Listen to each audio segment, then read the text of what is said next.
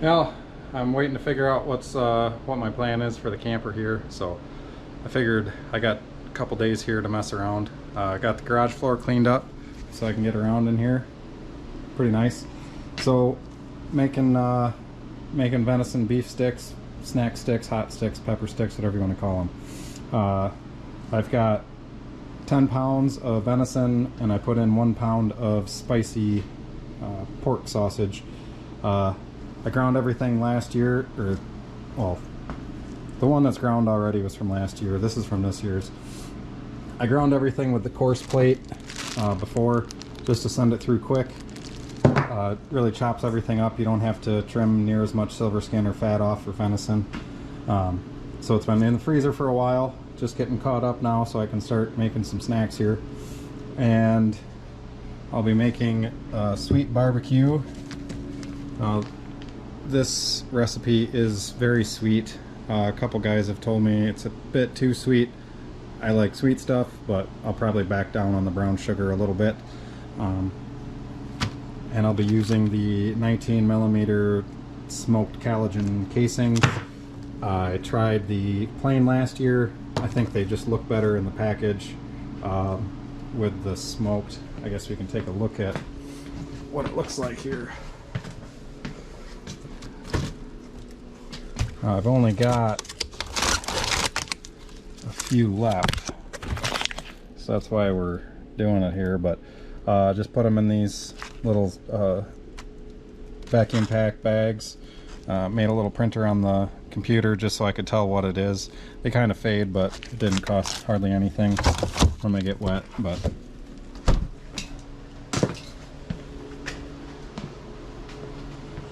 so what I do with it frozen, this one's a bit more frozen than I would like to send through the grinder, but we're gonna do it anyway here. So I've just been standing up my slab here,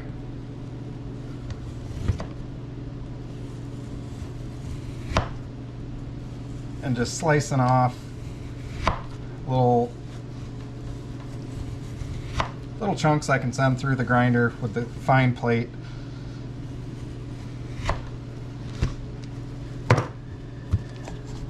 Then I go back through and slice them just a little bit smaller, just because these are a little more frozen. Like I said, a little more frozen I would prefer.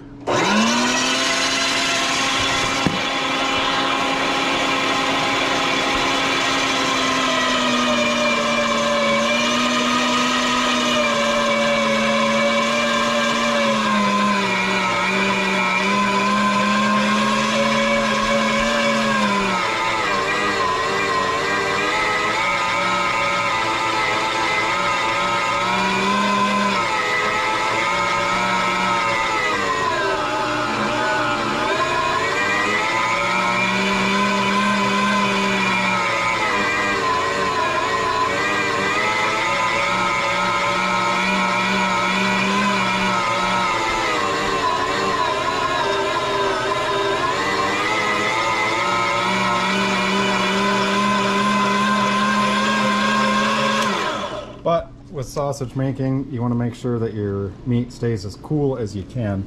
So you can see this is still frozen. There's crystals in there. And yeah, but that's enough of having to listen to me grind 10 more pounds of meat. So catch up when I get done grinding.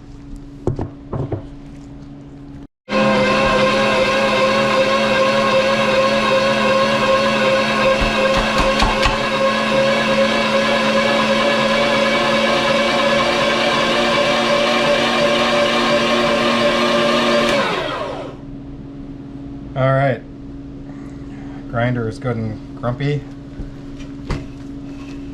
but the big reason I try to run it through frozen is right here.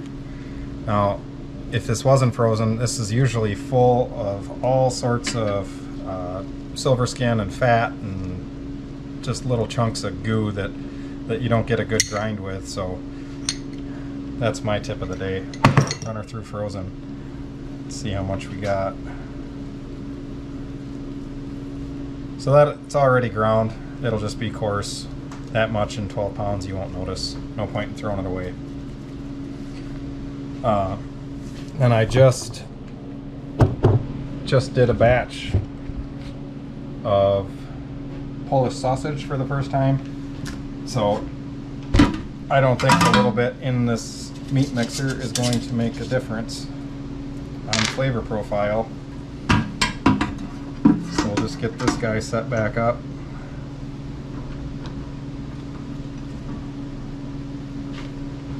If you're going to do this a lot, I would probably get a better one of these, but for the 40 pounds or so I do, it's good enough. Come on.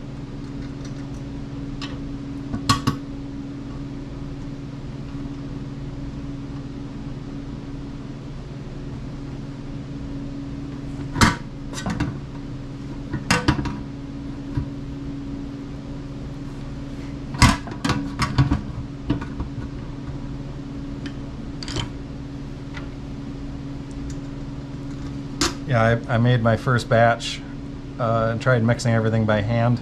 Gave up on that real quick. It doesn't mix very good, and it just doesn't do the stuff. So I'll just take my frozen-ish ground meat and try not to spill it everywhere.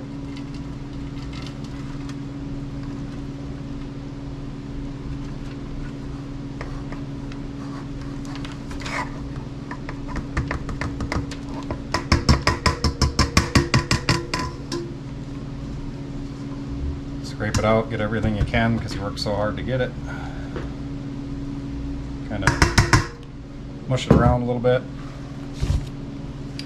Throw a little more in here. I think this was an 8-pound mixer, but I just had 14 pounds in it and it worked okay. So then over here to my mixing station, because I don't like turning it by hand, I just tried with the Polish sausages I just got going. This is a square drive, 12-point socket, goes right on there. I have a drill to 1/2 inch, but I couldn't find it right now, so here's what we got. Make sure it's on 1. 2 sends meat everywhere. It's kind of cool, but not great. I have to put a glove on here.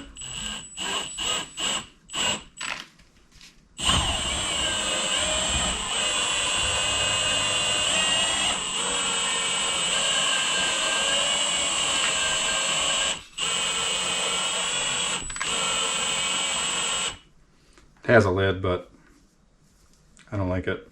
So once we get some water in here, because you have to add water with the soy protein and as a binder, so we'll get some water in here.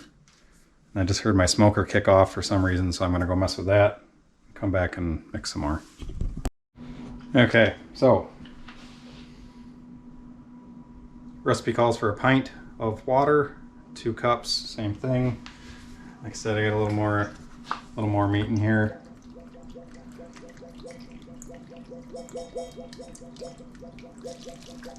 There's 1 cup.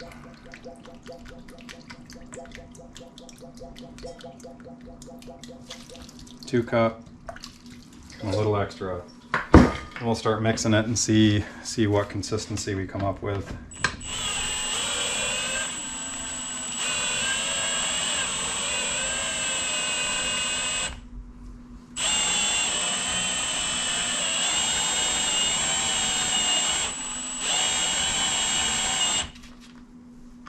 Moral of the story, buy a bigger meat mixer.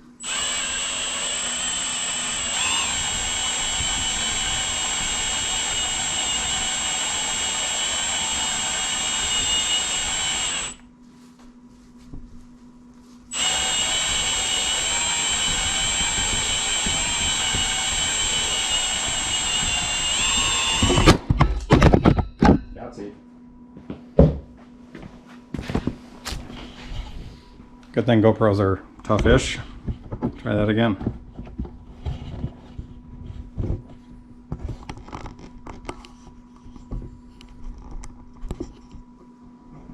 Yeah. Okay.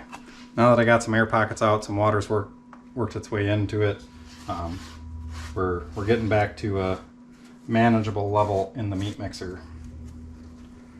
So I'll just pick up my little crumbs here.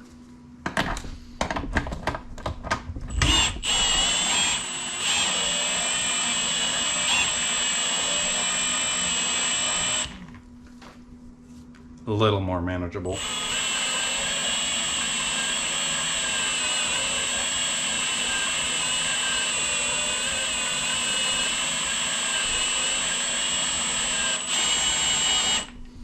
I think we're going to go with a little more water.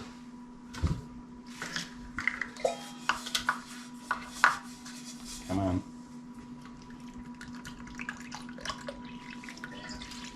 So that'll be about 3 cups total.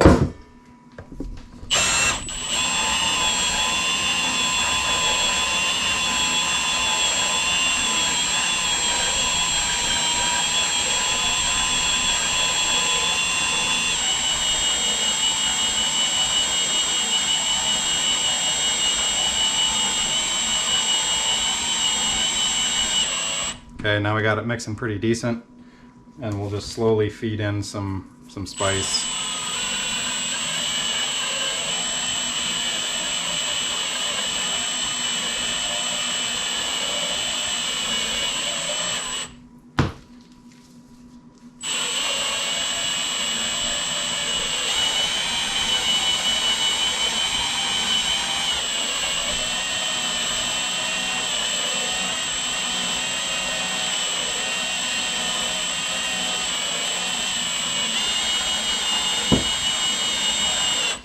And you just keep going like that. Somebody's calling. Catch up when we're done mixing. Okay. So now we're getting somewhere here. Same amount of meat, just with the water and then the seasoning mixed in.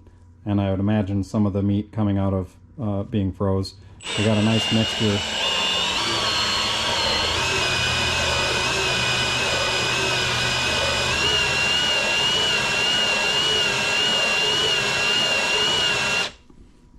And then since I didn't sift my brown sugar, there's little balls in here. If you see one, stop and crush them up. Losing traction here.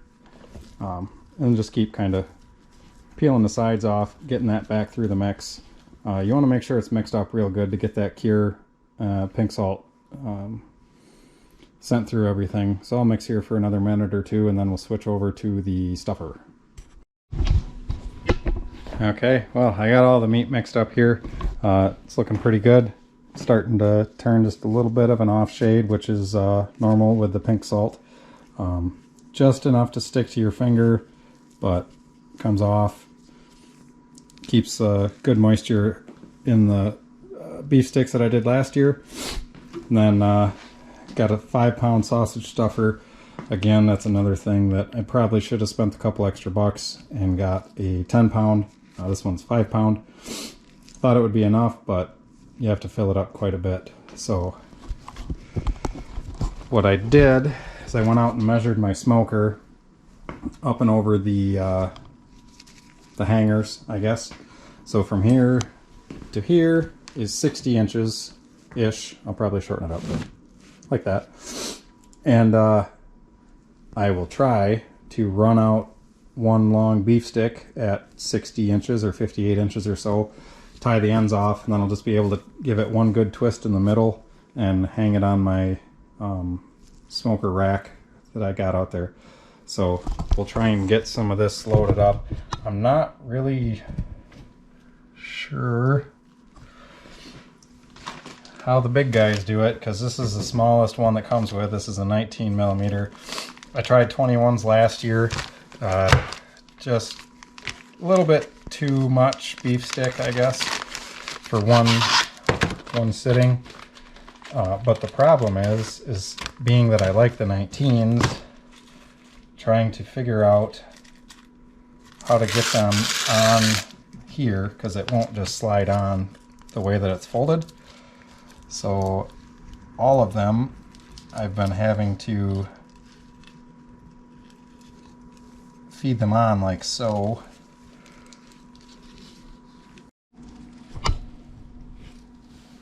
Well, the keen eye will notice that this is a different one than I just stuffed on. Just ran through the first one there, so just tie a knot on the end, and with it being this tight on the extruder, I guess you'd call it, you really don't need that much pressure.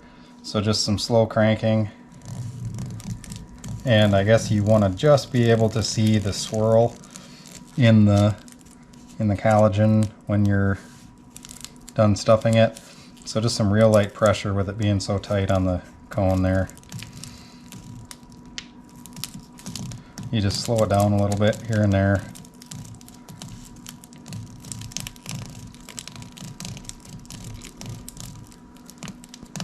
But I really like using a sausage stuffer instead of the meat grinder because you get a lot less air when you're doing it.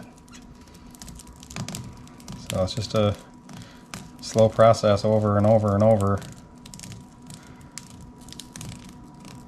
And if you backpedal a little bit on the stuffer, you can take your hand off without it shooting off and filling up a big pocket.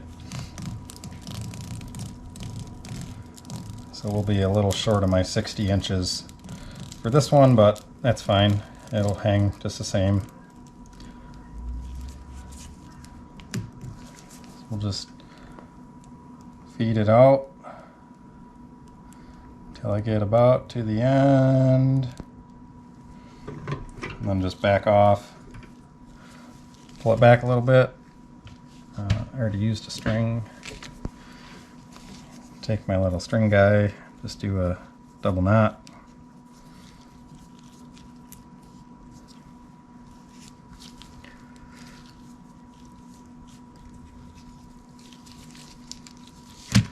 Then we'll just lay it next to this other one here.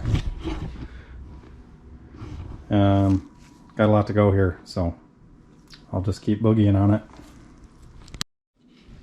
Now getting right down to it here. Got the end of the meat mixer. I'm on my last fill up here, and I got these done. A little bit of a workaround. I'd figure I'd show somebody. It took me a while to figure this out last year. I'm sure someone will tell me that it's not the right way to do it, but it works for me. So you can see as we're pushing here, I got a real nice air pocket in the casing. So I keep a little bit of tension and hold the casing on the filler neck here. And I just take the back side of a sharp knife or a toothpick or a pin. I used a little pin last year, but this is working too. And I just kind of, little tiny pin prick. And that air releases. And then when you're filling it, see, oh yeah, sure. The one that I film blows out. Oh, this is another workaround too.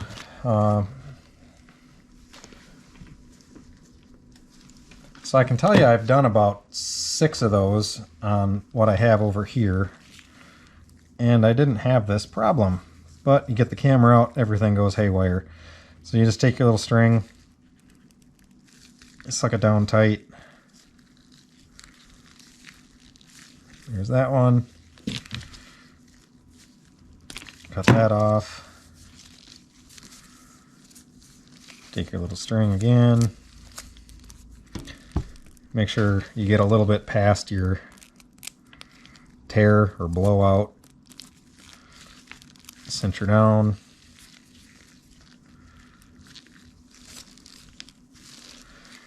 And if you really want to,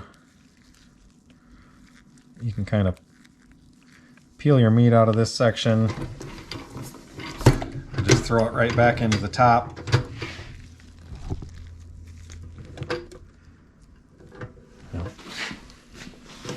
Throw it right back in the top. So all you got is one shorter beef stick, but cut that, lay that one in your done pile. Now you got it tied off. And then you just go back to filling like nothing ever happened. So we'll get this last little bit and then we'll reconvene. Okay, well, here we have it. day one is done in the books. These are the cured mahogany cases. This one is the clear or unsmoked, uncolored. I don't know what it is. But anyway, I had it, figured I better use it up. And we can show the difference. Right now it's supposed to be this gray, I guess you'd call it. That's just the cure starting to work. You know, so this is about what it looks like. And as you can tell, I've got quite the mess. So I've got probably another hour or so of getting everything cleaned up and put back away. But I guess that's the big takeaway on making beef sticks. I now understand why they are $7 for 3 of them at the gas station. Commercially, yeah, you can probably make them quick and easy and fast and no labor involved. But if you got a buddy that's making beef sticks, don't just be like, hey, give me those beef sticks for free. I want all the beef sticks. Or if you do, at least like give them a real thank you, because it's a lot of work. I started at, 1 o'clock, and it's now 7:30, and I got that done. It's labor intensive and time. And then, so they're gonna sit in here in the garage. I'm gonna turn the heat off, crack a window or a door. That'll get it to that 37-ish, about like refrigerated temp. Let these sit right here, and then I'll come out in the morning. Looks like I'm gonna have to go to Menards in the morning and get some more pellets.